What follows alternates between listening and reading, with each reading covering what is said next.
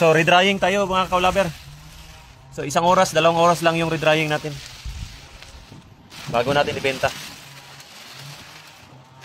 Medyo basa pa pero ano to, standard protocol ng fermentation ito. Ayan o, napakakinis o. Standard fermentation. Ito lang, may trapa lang o. Trapa lang tayo. Redrying lang naman eh.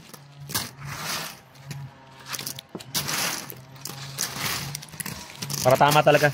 Dapat 7.5 yung moisture content natin. Mamaya ano natin doon tapos moisture content. Dapat 7.5.